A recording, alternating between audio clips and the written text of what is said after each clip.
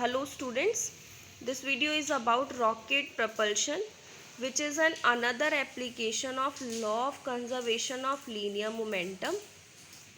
In this topic we will discuss about the linear momentum of the rocket before launching and the linear momentum of the rocket after launching.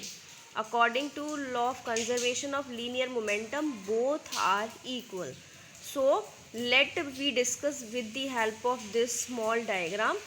Initially जब तक हमारे पास rocket launch नहीं हुआ, वो हमारे पास उसके लिए टाइम ज़ीरो है, 0 सेकेंड. उसका मास m0 के बराबर है, या इनिशियली हम कह सकते हैं m0 मास m के बराबर है. वेलोसिटी उसकी v के बराबर है. लेकिन जैसे ही उसको हमने लॉन्च किया उसका टाइम t के इक्वल हो गया, और जैसे ही वो लॉन्च हुआ कुछ ना कुछ वेलोसिटी के साथ वो मूव कर रहा है, और जब वो ऊपर मूव किया है, लॉन्च हुआ है, फ्यूल के बर्न होने की वजह से उसका मास थोड़ा सा डिक्रीज़ हो गया. मास के अंदर डिक्रीज़ हुआ है और वेलोसिटी इंक्रीज़ हुई है एट टाइम t. लेकिन कुछ टाइम बाद अगर हम फिर ऑब्ज़र्व करें at time t plus D T, velocity again increases, that is v plus D V, and mass again decreases, that is m minus में dm. और रॉकेट की जो डायरेक्शन है दैट इज़ अपवर्ड साइड. ठीक है, तो जैसे ही वो ऊपर मूव कर रहा है लेकिन उसका जो फ्यूल है वो बर्न होता जा रहा है, तो Vg is the velocity of burned gases, जो कि डाउनवर्ड डायरेक्शन की साइड है, क्योंकि बर्नड गैसेस जो हैं वो डाउनवर्ड जाएंगी, और बर्नड गैसेस की वजह से उसके मास में जो चेंज आ रहा है दैट इज़ dm.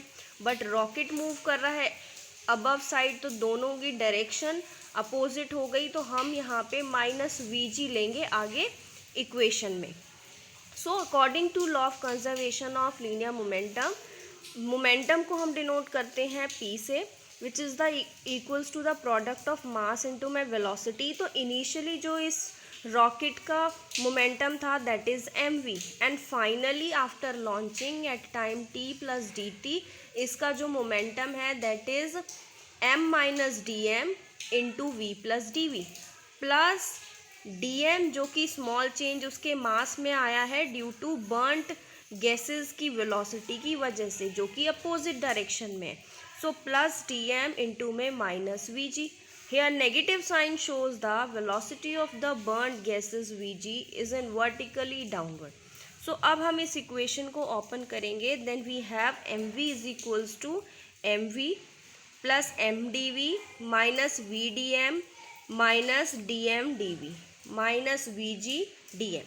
सो जो चीज़ें कैंसिल आउट होती हैं वो हमने कैंसिल कर दी, और हमारे पास जो बचा है that is M D V minus V D M minus D M D V minus V G D M. So this D M मतलब small change in mass and D V mean small change in velocity. D is represent for small. So इस combine equation, ये पूरी जो है ये हमारे पास बहुत छोटी टर्म हो गई, बहुत छोटी क्वांटिटी हो गई, इसीलिए हम इसको नेग्लेक्ट कर देंगे. तो हमारे पास इक्वेशन में बचेगा 0 is equals to M D V minus V D M minus V G D M. And जब इस नेगेटिव टर्म्स को इधर लेके आएंगे तो v plus V G into D M is equals to M D V. And you know that u is equals to, हमने यहाँ पे लेट कंसीडर कर लेते हैं कि हमारे पास u रिलेटिव वेलोसिटी है बर्नट गैसेस की with respect to rocket. Rocket के रिस्पेक्ट में जो बर्नट गैसेस की वेलोसिटी है वो हमने कंसीडर कर ली u. And you know that relative velocity का जो आपने कंसेप्ट पढ़ा था उसमें हम वेलोसिटी को लिखते थे जैसे burn gases with respect to rocket. तो हम यहाँ पे लिखेंगे गैसेस की velocity with respect to rocket, और इसको ओपन करके जब हम लिखते हैं तो Vg माइनस में Vr. ये इक्वेशन कहाँ से आई है? रिलेटिव वेलोसिटी वाले कंसेप्ट से. तो विद रिस्पेक्ट टू रॉकेट है तो r बाद में आएगा, इसको ओपन करके लिखेंगे तो Vg माइनस में Vr.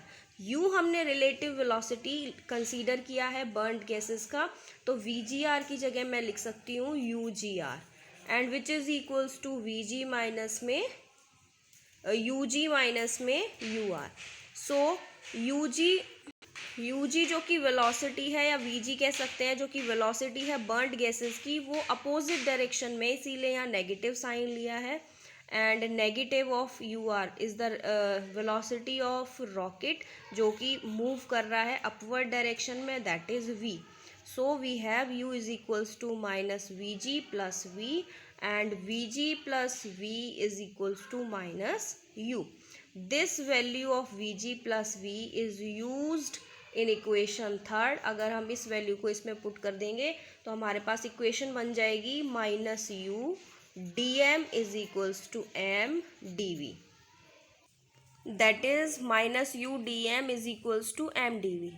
So thrust on rocket और वी कैन से फोर्स, उस रॉकेट के ऊपर कितना फोर्स अप्लाई हो रहा है अपवर्ड डायरेक्शन में, उस चीज़ को हम यहाँ से फाइंड आउट कर सकते हैं.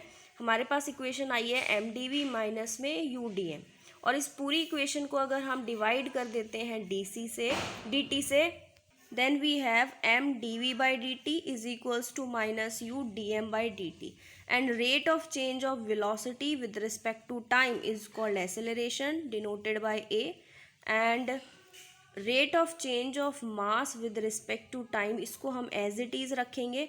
और we know that ma which is equals to force is the product of mass into acceleration, so ma is equals to minus u dm by dt और f is equals to minus u dm by dt. so this is the required expression for thrust on rocket. इतना force apply हो रहा है उस rocket के ऊपर जब वो अपवर्ड डायरेक्शन में मूव कर रहा है. यहाँ पे नेगेटिव साइन शो कर रहा है कि जो थ्रस्ट लग रहा है रॉकेट के ऊपर जो कि अपवर्ड डायरेक्शन में मूव कर रहा है is opposite to exhaust speed. उसकी स्पीड जो अपवर्ड डायरेक्शन में है उसके अपोजिट में है.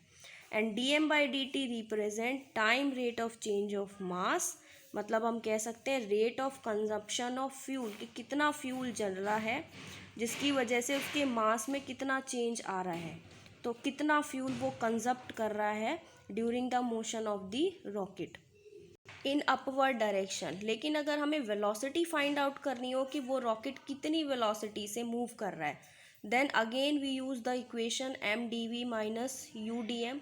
सो we have D V is equals to minus U D M by D T.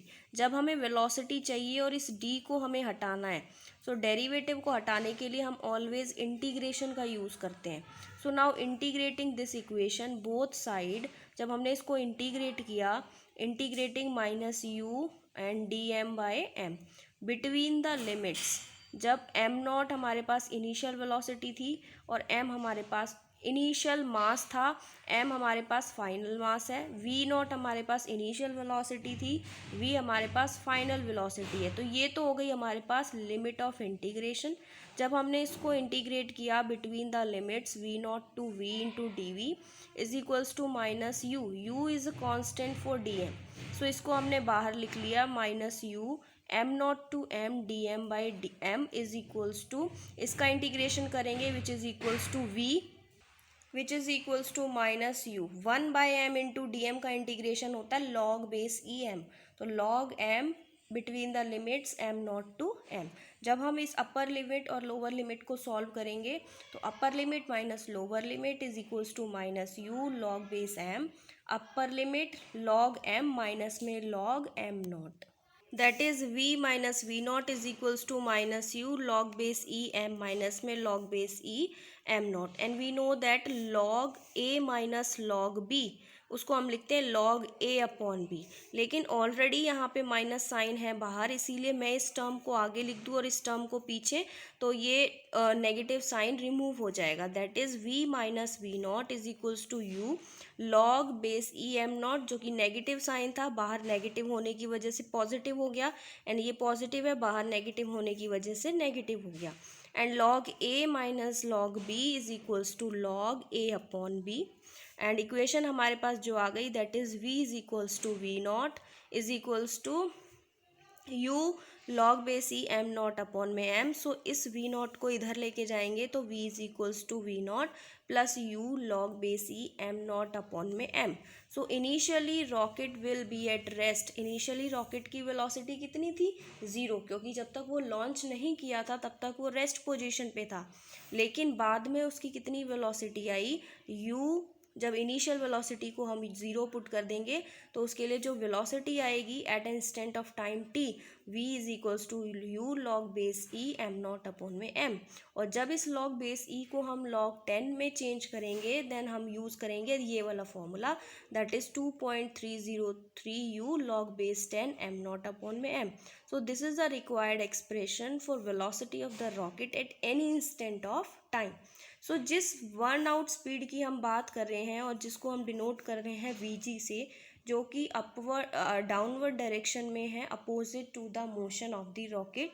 So the maximum velocity attain by the rocket when whole of the fuel get burn is called burned out speed.